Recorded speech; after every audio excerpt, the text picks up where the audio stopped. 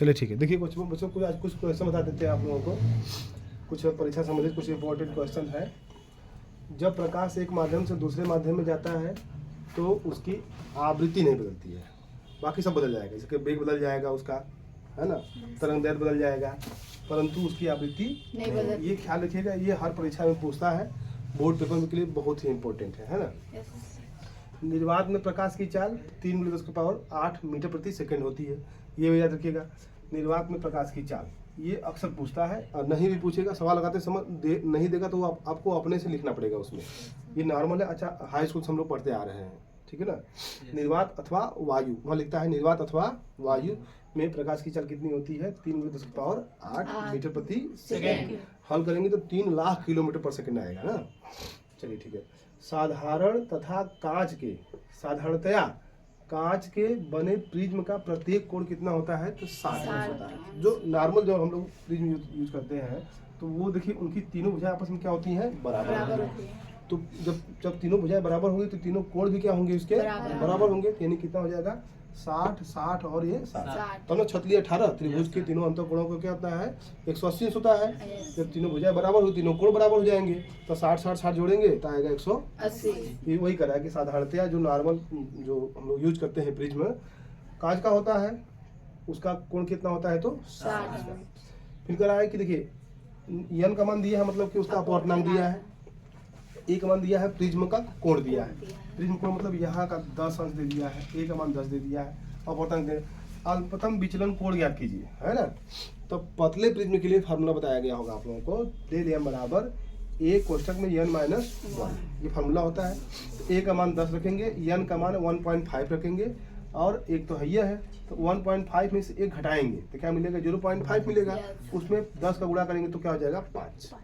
तो अल्पतम विचलन कोण का मान कितना आएगा, 5 डिग्री। ठीक। प्रिज्म द्वारा लाल रंग के प्रकाश के लिए विचलन कोण कितना होता है, तो न्यूनतम होता है। देखिए जब इसका मतलब ये है बच्चों, जब प्रिज्म से प्रकाश, श्वेत प्रकाश गुजारेंगे, ये प्रकाश 7 रंगों में विभक्त हो जाएगा, तो उसको बोलते हैं बैगनी आह पिनाला। बैगनी वाला सबसे नीचे रहेगा, लाल वाला कहाँ रहेगा, ऊपर रहेगा। ठीक। जब इसको आगे बढ़ाएंगे तो इसका कोण देखेंगे, बैगनी वाले का अधिक है, लाल वाले का क्या है, कम।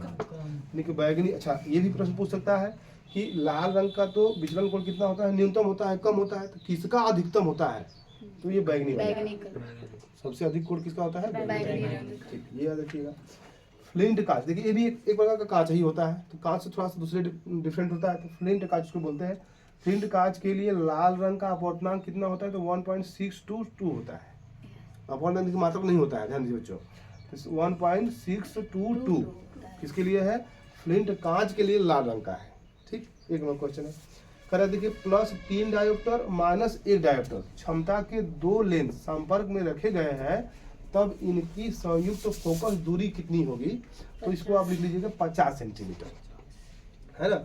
हल करना होगा इसको, तो हल भी कर सकते हैं, यहाँ दिख रहा है। Yes sir. ठीक है, देखिए +3 और -1 लिखा हुआ है डायोप्टर, तो P बराबर होता है P1 + P2, P1 + P2, तो P बराबर हो जाएगा +3 -1, क्या है, -1 है, P बराबर हो जाएगा 2 डायोप्टर हो जाएगा। तो देखिए डायोप्टर कब लिखते हैं, जब फोकस दूरी किसमें होती है, मीटर में होती है। डायोप्टर तब लिखते हैं जब फोकस दूरी किसमें होती है, मीटर में होती है। तो इसका फॉर्मूला होता है बच्चों, P बराबर 1/f, जब इसका क्या होता है, मीटर में होता है। f इधर लिख लीजिएगा, अब P यहाँ लिख लीजिएगा, नीचे आ जाएगा। तो P का मान दिया हुआ है, कितना दिया है, 2 डायोप्टर निकाले हैं। ठीक।